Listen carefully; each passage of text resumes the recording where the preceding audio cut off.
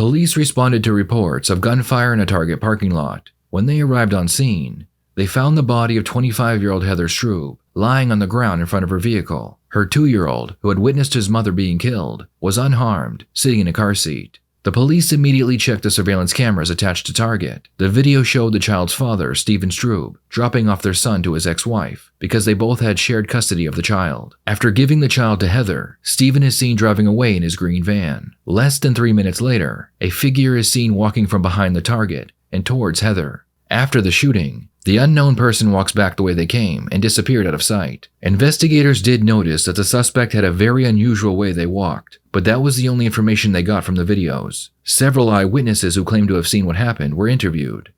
And then we were just sitting here, and I had saw this dude. I mean, he was a weird looking dude, you know, you could tell. He had a... All right, first time you saw him, tell me where he was. He was like, just walking around the parking lot, you know what I'm saying? And he was just walking, and he just looked funny, you know? He looked like he was up to no good. He had you know what I'm saying, like a white person with big old poofy hair like that. Right. He had hair like that. He was white. Okay. I just saw him walking around, really, just walking around, and I told my girlfriend, I was like, look at that dude's hair, you know? I was just making fun of his hair. Did you ever see a green minivan over here? No, see, I never saw that minivan. Okay. Everyone else saw it. But then I turned back, and we were just talking, right? And I just heard the gunshot. And right when I heard the gunshot, I looked up, and I saw the guy just walking, not even running. You know, I figured if someone shot someone, they'd be taking off running. Right. He's just walking. And I was like, did that. Before the gunshot, did you see them over there talking? No. Okay. So I wasn't looking over there. And see, when I heard that gunshot, I saw her drop. And I looked back, I saw her drop, but she was just laying there. Did you actually see him shoot her? No, I didn't see him. Did you ever see a gun?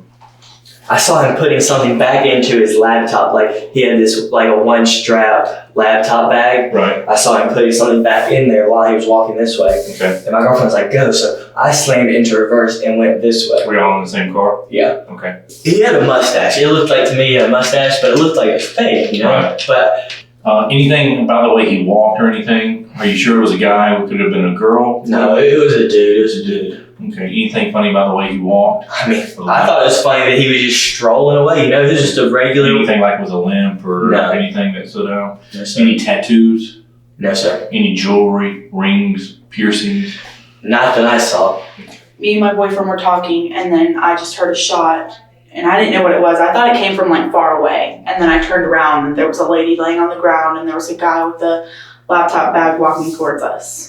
Now, you pretty sure it was a laptop bag? Yeah, it looked like a big laptop bag, and it was like folded in half, and like the gun was in between the two halves, and he was just walking like this, and just walked away. Okay. And was walking towards us. Remember what he looked like? The only thing that I noticed was the black, like, kind of wavy wig. Okay. It did not look like the picture. The picture was like all straight. It didn't look like that. It just looked like a bunch of waves. I saw the wig. It looked really fake. It was like really shiny. It was wavy, but it was short. It was definitely a wig, though. Definitely. Okay. Definitely a wig. There's no way that hair was real. I saw the person's arms. They were like bare. They weren't really hairy. And that's what I noticed. I thought that was kind of weird. But, I mean, that's it. I don't know why that would be. And did you notice anything else that drew your attention, like the way the person walked? It was kind of like I wouldn't say like a waddle. It was just kind of weird. Weird how he was walking. So they had a distinctive walk. Yeah. Right. It was just weird. Is there any way possible that this person could have been a woman? I mean, there's a possibility, but at the time it wasn't going through my head because I didn't really see the person's face. Thanks to the eyewitnesses, investigators were able to draw a sketch of the killer. It became very evident that the killer wore a wig and a fake mustache. One of the witnesses told police that they saw the shooter leaving in a pickup truck. Because their prime suspect was Heather's ex-husband, Stephen, the police brought the witnesses to Stephen's home, where he lived with his mother, Joanna Hayes. Upon reaching the home, the witnesses immediately pointed out Joanna's truck and told police that it was the exact vehicle they had seen.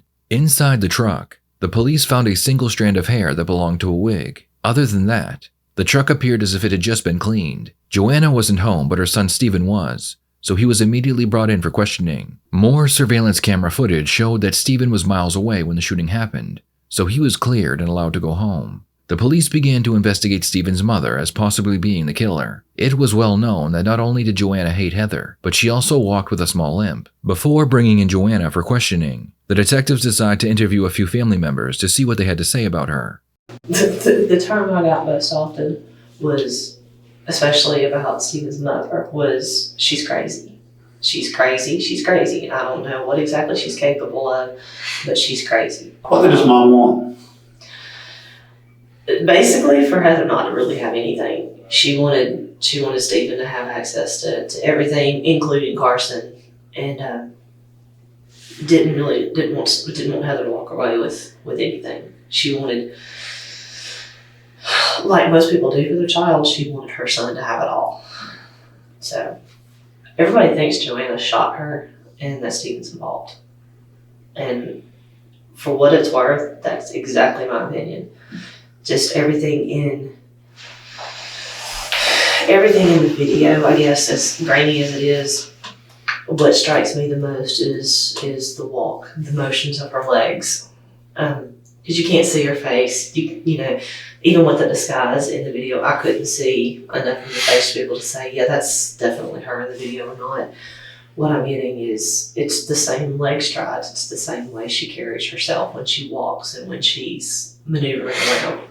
Because we truly believe that whoever it was that approached Heather and committed this crime, Heather knew who that person was. Completely. And why we know that is because what the witnesses informed us, that there was obviously a short conversation on the side of the car where if it was just a simple, somebody to go do this crime and leave, wouldn't have had a conversation with her, would have just committed the crime and left.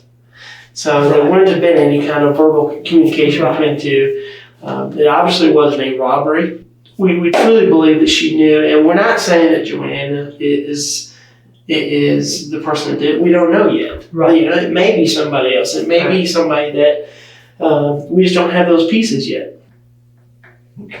I mean, I could see Stephen doing it. I could see his mother hiring someone to do it. Why his mother? Because she is very, very extremely vindictive. When the divorce happened, she had gone through everything of Heather's, gone and gotten passwords for her bank account and all kind of stuff, and gotten all kind of information trying to stack stuff against Heather. And Stephen's attorney basically fired Stephen and said that Stephen and his mother were crazy. But according to all the witnesses in the parking lot, it couldn't have been her ex. It couldn't have been Stephen. He was in the parking lot. The suspect was in the parking lot at the same time, kind of milling around. There's no way Stephen leaves and then the suspect approaches. Do you honestly think that she would have the capability of paying someone to go out and kill somebody? Very much. Why? Is she a mean person? Yeah. Do you think she'd be personally capable of doing something like this? Yeah. Why? Because she has done everything she can vindictively to try to make Heather not have Carson, and did everything she could trying to pin stuff on Heather to make things go Stephen's way to take Carson. The detectives decide it's time to interview Joanna, so they ask her to come in and answer some questions. The interview begins and Joanna does her best to appear calm, but it doesn't last very long. Eventually, the detectives will bring out the surveillance camera footage, show it to Joanna, and accuse her of murder. Where were you at on Saturday? Was you home or somewhere else? Saturday before the murder happened. Luthersville. You was in Luthersville on Saturday? Got off, we went down to the country Saturday. To Luthersville? To Luthersville. To your father's house or? To my parents' house. And then we were back and forth between their house and the rental. Okay, what time did you get down there? I have no idea. Yeah, none at all? I think it was about 7:15-ish. I don't know. Because like I said, I don't wear a watch. There's no. If I told you I can put you down there, it's almost 8 o'clock. I don't think it was that late. Because I know my parents get home from church by then. 8:30. They get home about 8:30 is what they told me. I don't know. If somebody was to ask me, did each of them do something wrong in the marriage? Yes, they both did. Were they both devastating to the marriage? Yes, both of them were. I asked them both to go to counseling. Did you know that the divorce was not final yet? I have no, I know they signed the paperwork. I don't know where it's at. Okay, did you think it was final or not final? I have no idea. Okay. I don't ask. I don't, like I said, I stay out of it as much as I possibly Completely can. non-committal? Like I said, it's what the two of them do is none of my business. You know, sort of like him and Stacy. What the two of them do is none of my business. I don't want to know. When's the last time you saw Heather? Oh my gosh. Last time Carson was sick. You knew that they exchanged you at Target 6 o'clock every other weekend? No, sir. You didn't know that? No. Where do you think they did it in? Last I knew, they were supposed to be doing it at Flowers of Old Town. Okay. I knew they had exchanged him at Calvary Chapel a couple of times. That's where I went with him the one time he exchanged. I knew they had done it at, I thought, the Walmart near our house once before. He was saying something about she having a gambling problem. Yes, she did. I offered the detectives, I would like to see that. I wasn't over there, but I would like to see that. How much we're talking? I don't know the full extent of it because Stephen was denied access to part of the records because her and her mother held joint credit cards. But during one of the moves that Stephen and Heather made, some jewelry disappeared that Stephen looked for quite earnestly. Was never His jewelry or? his class ring, which was a very expensive class ring we purchased for him when he graduated, never was recovered. The other thing was an engagement ring that her father had given her mother, was never recovered. And some of the entry fees she was paying were $7,000, $8,000 entry fees for online gambling. Mm-hmm. Her mother does the same thing. And do you have a glass of water? Yeah, you want some water? Oh, please. Okay, I'll get you some water. Oh, I'm gonna have kidney stones. You got it? Well, all of my medication it makes my mouth so dry. Who would want to kill Heather? I don't know. If there would ever have been anybody in my entire life, it would have been probably my ex-husband. I said he was the one that left my child sitting in a parking lot in a car while he was in the bar. When the detectives interviewed her son, Stephen, they showed him the surveillance video footage. Then they told him they believed it could be his mother. After Stephen watched the video, he agreed that the suspect looked and walked like his mother. The son, when we showed him the film of the person that shot her, it said it's you. Oh, my son says it's me? Do you find that odd? No. Why? I mean, you think he would know his mother, right? I don't know. You don't He's know. been in here many times and been coerced many times, so I don't know. I don't believe I can be coerced and saying that's my mama. No comment, what? I just don't believe it. You don't believe he said that? No. Huh? He said right there, he said, that's her. That's her or that looks like her. So that's you. Really? Why would he say that? I have no idea. Unless he really thought it was you. Well, where's the tape then? I've got the tape. Trust me. I've got the tape. Did you kill her? No, I did not. Joanna claimed that she was an hour and a half away from the crime scene, working on her parents' home. She even produced a Wendy's receipt, showing where she was. The problem is, the Wendy's purchase took place an hour and a half after Heather was killed. Investigators drove the route, making sure to stay under the speed limit, and they were able to reach Wendy's in under an hour and 30 minutes. Since you said you hadn't seen this, this is going to be the video clip. This is an enhanced version. Is this the one I showed on the news too? I believe it is. Okay. Okay. Now this is the one I know my mother said she saw. Okay. Then this Which yeah. I don't know. I think a couple different news stations Oh, I said don't know. a That's the different only thing version. I know. This is the most updated version we have. I don't know. I've not seen anything on the TV. Do you recognize that intersection? No. That's not, where am I looking? You don't recognize this intersection at all? No. Okay. Look right in this area right here, okay? That person that went through there? Mm-hmm. That's what my son said was me? Just look for a few minutes, okay? Oh, I'll show you okay. again. This is also, I'm going to show you this too, Joanna. This is a artist rendering from our witnesses. And that's supposed to be me? The thing about it is the closest witness specifically described your nose. My nose. Yes, ma'am. I wish my nose was that narrow. It specifically talked about your nose. Okay, you have a nose that's not exactly, it's a little bit different. Yeah, it's been broke about 3 times. But you see how that feature could stand out? Yeah, it would be a lot broader than that. Okay. I didn't say this was an exact Yeah. drawing. This is a witness's description of you to a sketch artist, and the sketch artist drew this. But it's basically the same facial features. The same jawline, the same chin, same nose. I just don't see it. Okay. Well, here's the problem. Okay. Okay. Your son did, your husband did. Oh, really? Yes, ma'am. I don't think so. Okay. I'd be happy to show you that they did. Okay. And Mm-hmm. let me tell you another problem. We talked to your husband. Mm-hmm. Okay. We know you're not being honest with us about everything.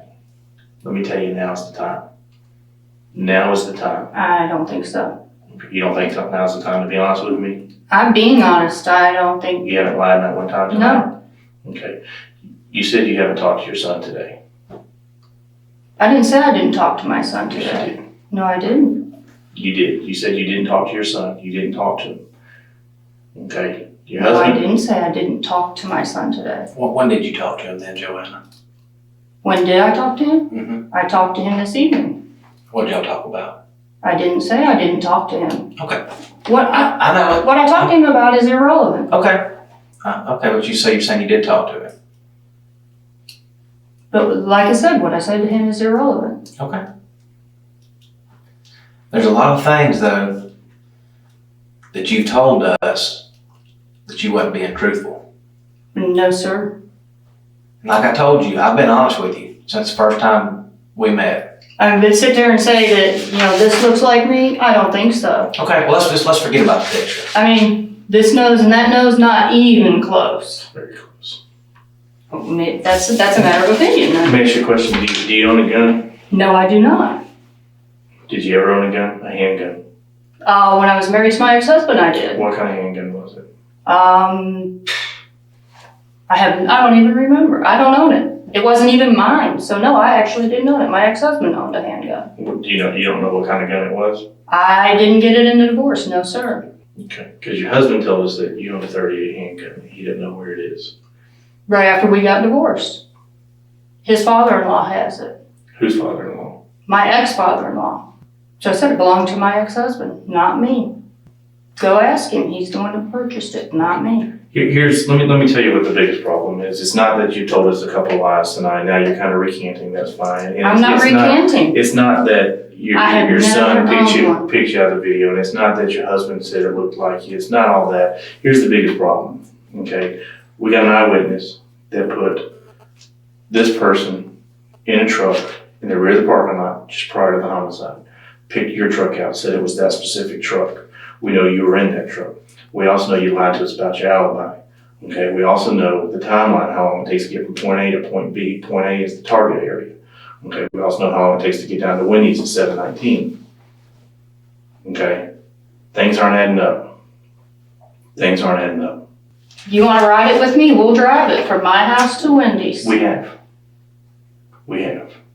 You know how hard it is to clean blood out of a carpet in a vehicle?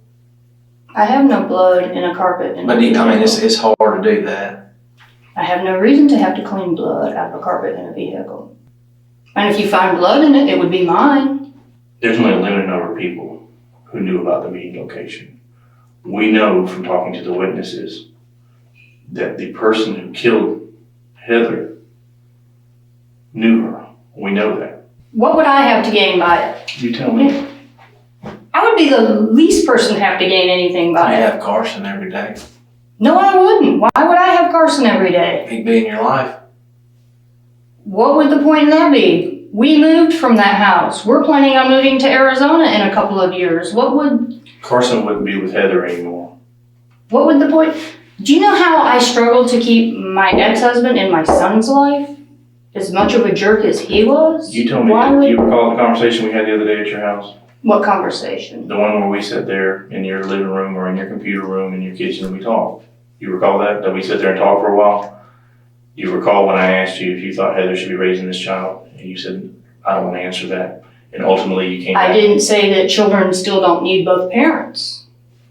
Okay, that's not answering I wouldn't the say question. that my ex-husband should have raised my son, but he still needed his father. But that didn't mean that he should raise him full time, but he still needed his father in his life. There's a difference in which parent should raise a child and whether the child still needs both parents in their life. So that's what I'm saying. Why would I be the one to gain anything from it? Because you don't care for Heather. You don't think she was doing a good job raising that child. You told me this. You don't think she was doing a good job raising that child. The child was not being taken care of. Child had poop in the diapers when you were helping take care of her down at the flower shop. She wasn't a good mother. She disappeared. She gambled. These are some of the things, these are the information we're finding out. And I understand. I do. There's nothing wrong with thinking someone's being a bad parent. And if she's not raising this child right, something had to be done about it. Something had to If be that done. was the case, then gee, I should have just done it to my sister too then. I'm not talking about your sister. I mean, I sat and watched her raise 3 kids like white trash, you know? Maybe come on. you're tired of seeing people not raise their children right. Something had to be done about it. Carson was not being taken care of. Heather was not a good mom. There's only a limited number of people who knew where the meeting was going to take place, what time it was going to take place. You left the house just before. In the video, it shows you going to the parking lot just before your son's minivan drives in there. Shows him leaving and then you walking away in the same direction. We had canines tracked back there. We have the people who say they saw your truck, person with the wig and a mustache taking pictures in there looking for an escape route. We've got several pieces of video equipment that we're examining, trying to recover some deleted information off of. I understand. I understand that if something needed to be done about the way Heather was raising her child, your grandson, you care about your grandson, right? Well, of course. Of course. You want to make sure he's raised properly, right? Ultimately, that's not up to me. That's up to his father. But your opinion is you want to make sure that grandchild is raised right. I guess when you get your evidence and whatever you think you're gonna find in my truck, let me know. Okay. Oh, you're still implicating that I did it. Oh. All the fingers are pointing your way. You're the only one that fits the description. Your truck was seen in the area. Yeah, you keep saying my truck, you know, it's the only truck like this in the whole entire area. You know what? I was at the Walmart yesterday, the day before yesterday, and I actually had to take a double look around because there was actually one with a handicap tag sitting on it in Forsyth County. I'm not disagreeing Imagine with you. that. I'm not disagreeing with you. There is more than one of those trucks out there. But you're one of the few people who knew about the meeting location. You're one of the few people who knew what time. And you have the same truck. I mean, these are not coincidences. And you keep saying someone was there taking video pictures on Saturday. Guess what? I wasn't there No, Saturday. I was No, out of ma'am. town. It was Sunday. It was Sunday just prior to the homicide. I was at home all day Sunday. Okay. We've talked to people. We have timelines. We know what we're coming with here. Oh, now you're saying that I wasn't home Sunday either? No, I'm not saying you weren't home Sunday. You're not listening to me. You're putting words in my mouth. Well, you're saying someone was there Sunday taking pictures? Someone was there Sunday. We know that. We have a witness. We have a witness who described your truck to a T. There Sunday earlier taking pictures. Described this just prior to the homicide. Okay? These coincidences are starting, they're all starting to add up, and it's not looking good for you. Well, like I said, when you get your little blood and whatever you're gonna find in the truck, let me know. Until then. Okay.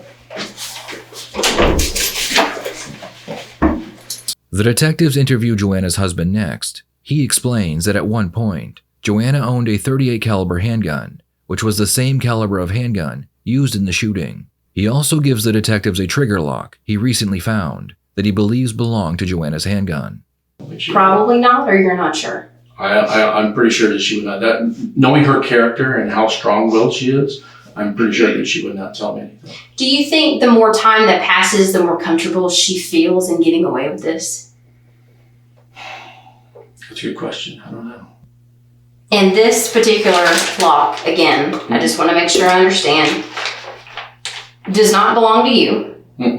Does not belong to Stephen that you're aware of. Oh, I know it doesn't belong to Stephen. Stephen doesn't have any locks on anything. And the only gun that you've ever had in your home Was her gun? Was that 38 Yes. that is missing? Yes. And that 38 belonged to Joanna. Yes. And the last time you saw it was about 2 years ago. Yes. And after you told us that, Joanna told you that she told the police, say a lot of he said, she said, that she gave it back to her father-in-law. That's correct. But as far as you remember, the only gun that had a lock on it was the 38. Yes. With her husband's statement, the police believed that they finally had enough evidence to arrest Joanna and charge her with first-degree murder. Joanna was denied bail, and she was forced to sit in jail and await her trial. A few months later, an inmate from the county jail asked to speak with the detectives. She claimed that she had some information on Joanna, who had recently become her cellmate. Well, my name's Trey Downs. I'm the lead detective on the murder case from Target. Oh, really? Mm-hmm. Okay. I mean, are you comfortable talking to us about? Yeah, I'm comfortable. Okay. Do you have any concerns? Well, I feel like she shouldn't get away with murder. With who? Miss Hayes. Okay. And she ended up being my roommate. So it was not this Sunday, the past Sunday before that. I asked her what happened. She was like, this girl, she was like troubled about it. This girl, my roommate, did you hear about the Target incident? I was like, what Target incident? It was on the news. And I said, no. And she told me what had happened. And I'm so nervous. It's okay, just take your time. Because it's like a lot that happened. The fact that she shot the woman in the face, or was it in the face in front of Target. And she had the police didn't have enough evidence against her. They messed up, maybe like didn't read her rights or something. She didn't tell me much about it. She was just like overwhelmed about it. Okay. I mean, is that all she told you? Is that what you just said? She told me that she had a discussion about her and her attorney.